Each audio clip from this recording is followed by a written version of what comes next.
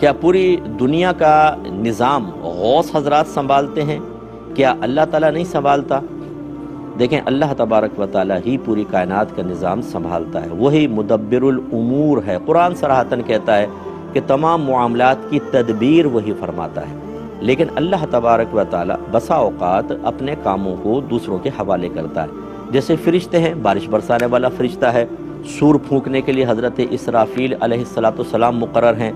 انبیاء علیہ السلام تک وحی پہنچانے کے لیے حضرت جبریل امین کو اللہ تعالیٰ نے ڈیوٹی عطا فرمائی، یہ فرشتوں کی ہیں۔ باقی جو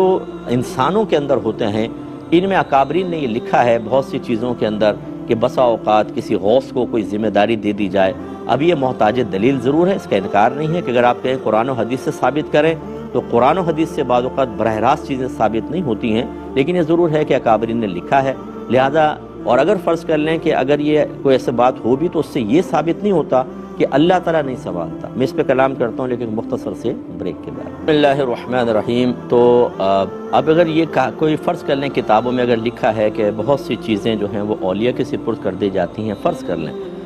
اور کوئی اس کا انکار کرتا ہے تو اس میں کوئی کفر کا شبہ، کوئی کفر کا معاملہ نہیں ہوتا، لیکن یہ سمجھنا کہ اگر یہ کہا جائے گا تو اللہ تبارک و تعالیٰ کا معطل ہونا ثابت ہو جائے گا، تو پھر فرشتوں کے بارے میں کیا کہہ سکتے ہیں آپ؟ کیا کہتے ہیں کہ بہت سارے امور تو فرشتوں کو اللہ تعالیٰ سپرد فرماتا ہے، اور یہ قرآن کی نصوص قطعیہ سے ثابت ہے، تو کیا اللہ تعالیٰ معطل ہو گیا؟ ایسا نہیں ہوتا، وہ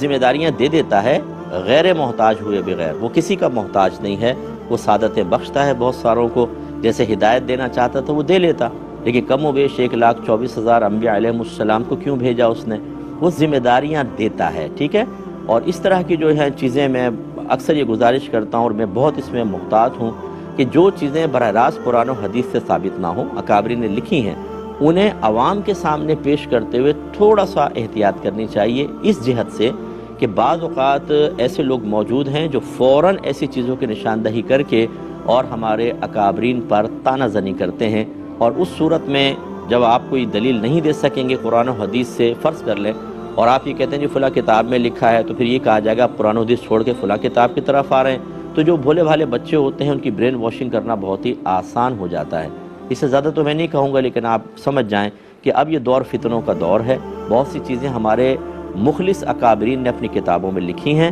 لیکن ان کا ثبوت فراہم کرنا قرآن و حدیث سے دشوار ہوتا ہے، لہٰذا یقینی سی بات ہے کہ وہ ان کے مشاہدے میں آیا ہوگا، وہ کشف کے ذریعے پتہ چلا ہوگا۔ بہت سارے امور ایسے ہوتے ہیں جس کو روحانیت سے تعبیر کرتے ہیں، تو ان کے خبروں کے سلسلے کچھ اور جہت سے بھی ان کو چیزیں حاصل ہوتی ہیں، تو وہ بعض لوگ نہیں مانتے، جب نہیں مانتے اس کو بالکل ظاہر پر رکھ کر وہ اٹیک کرتے ہیں، اور لازم بات ہے کہ انہی کی سوچ اور فکر کے مطابق جواب دینا بعض اوقات ممکن نہیں ہوتا، تو پھر عوام گمراہ ہوتی ہے۔ بہت سارا قرآن پڑھا ہوا ہے، پورا قرآن کا بیان کریں، حدیث کا بیان کریں، اور اکابرین کی زندگی کے وہ پہلو بیان کریں جو بالکل قرآن و حدیث سے ثابت شدہ اور موافق ہیں، تو انشاءاللہ کسی کو تنقید کرنے کا موقع نہیں ملے گا۔